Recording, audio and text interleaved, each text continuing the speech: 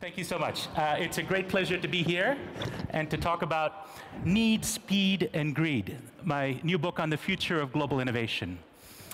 I want to make the argument that the world faces unprecedented global challenges. Let's call them wicked global problems, and argue that, in fact, innovation can help us tame the most wicked of these problems, but we need to think again about how we innovate and embrace an approach to innovation that's much more radical, much more disruptive, and much more democratic than the approach taken thus far.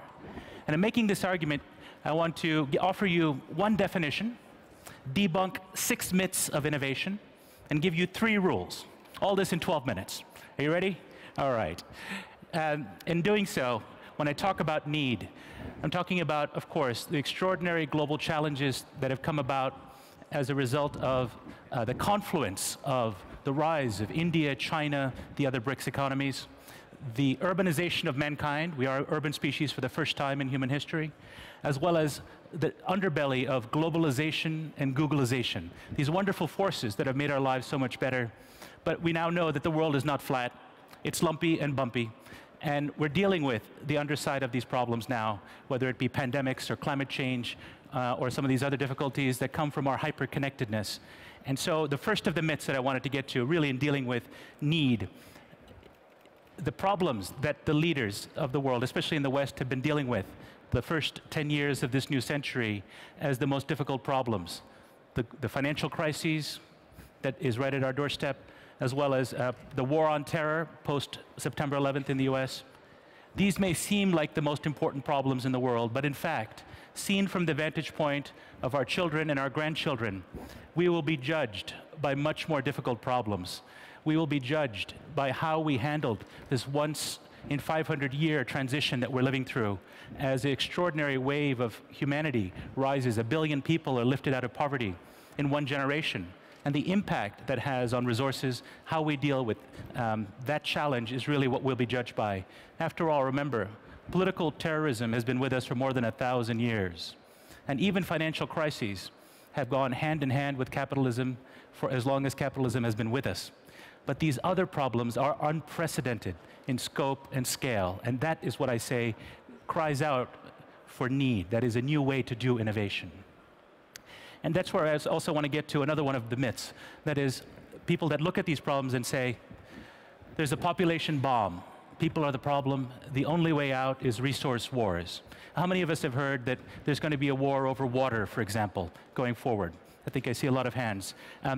I think this is fundamentally the wrong way to think about the problem. When we look at this question, people are a part of the solution. People aren't the problem.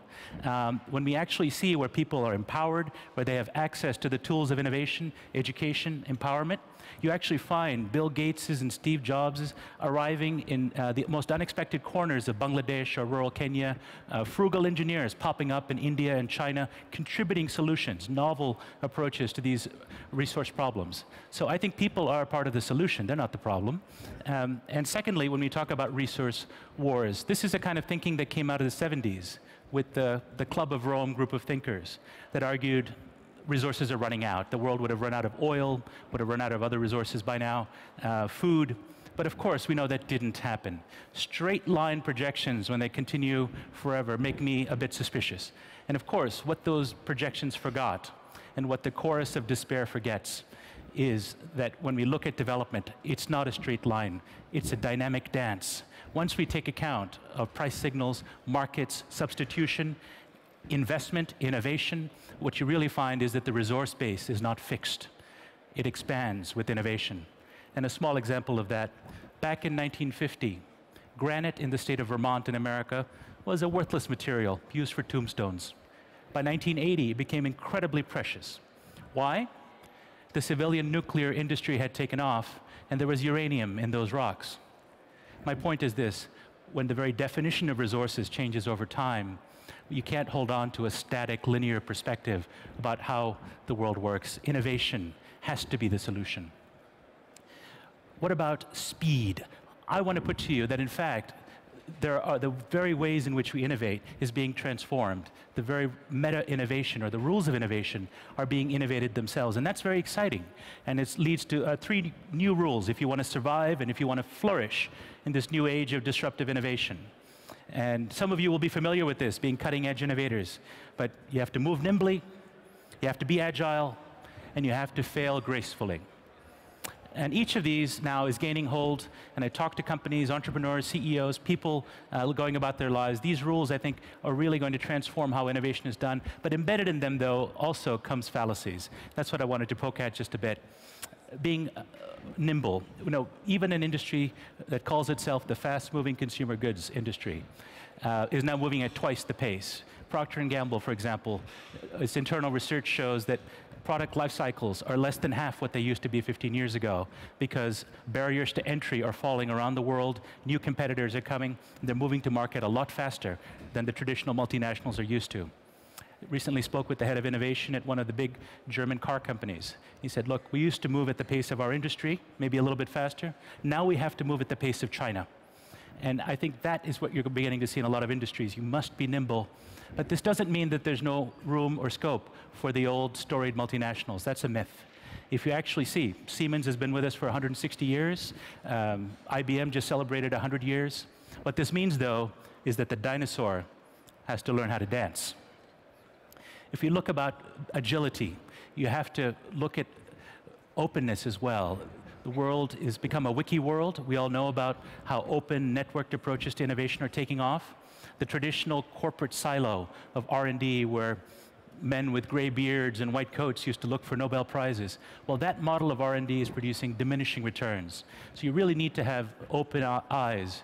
Bill Joy famously said, the smartest people in your industry don't work for your company anymore. That was true 10 years ago. It's even more true now. So lots of people do open innovation. They put on incentive prizes. They do networked, user-generated innovation. But here, too, there's a bit of a fallacy.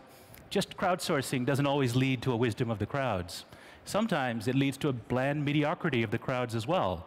And sometimes the true genius of outliers can be masked by either power users with an agenda or just, again, a bland mediocrity. So I say you really need to know how to pick and choose when it comes to being open.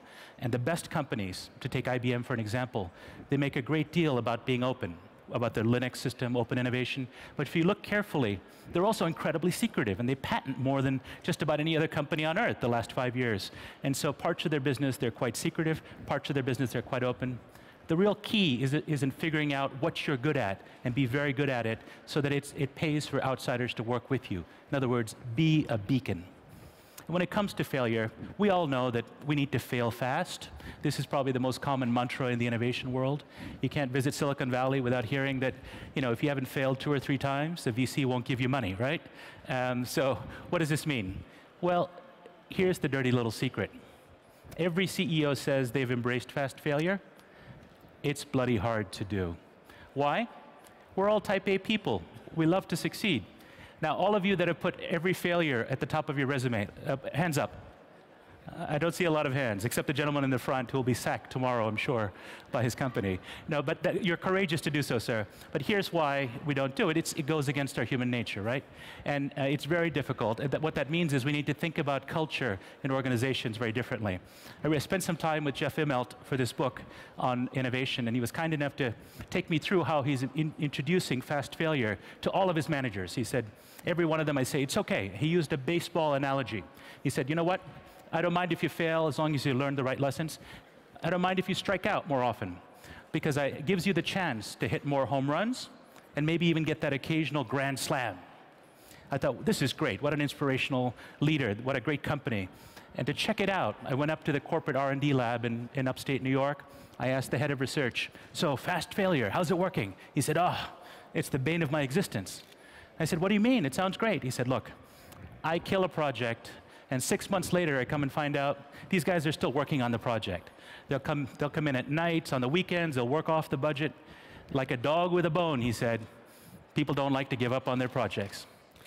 And of course, the insight there is we like to succeed. Culturally, we have to find a different way of finding rewards to encourage fast failure. We could learn something from the company W.L. Gore, the people that make Gore-Tex fabrics. When they kill a project, they throw a party. Now finally, perhaps the most important myth I want to debunk has to do with greed. It's very fashionable to denounce capitalism these days.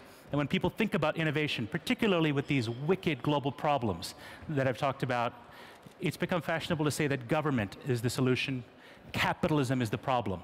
Well, I'm going to stick my neck out on a limb. I'm going to say, in fact, I think the pendulum has gone too far. In Western Europe and in America, we've seen the rise of industrial policy. We've seen government get into the business of picking technology winners, once again, as it was in the 70s, of setting up funds, of deciding what industries are quote-unquote strategic. I think this is a dangerous way to go. I'm a big defender of the role of government, but in a carefully circumscribed way, in funding research and development, in education, in setting up rule of law, capital markets, bankruptcy codes. There's much more that should be done. But in picking winners, I think fundamentally the wrong way to go. And if you look at developing countries where state capitalism is on the rise, the subject of our cover story in The Economist this week, fundamentally the wrong way to go. So what do I mean by capitalism? A different kind of capitalism where we go from greed is good to greed for good, where we reward innovators for solving socially useful problems. And I think that's where capitalism has its due. Rather than moonshots to try to get clean energy, let's reward social innovators, new hybrid business models, philanthrocapitalism. I think really we need to harness incentives and reward the bottom-up innovation that has always come to the rescue. We need to rejig our rules of society and capitalism to reward innovation. So just in conclusion, I really do believe we can tame the grand, wicked problems of our age, but with a more robust, more ambitious, more democratic model of innovation that at last taps that one human resource, one natural resource we have in infinite quantity, and that's human ingenuity. Thank you very much. Thank you. Thanks, what's up? It's a pleasure. Very happy that you're here.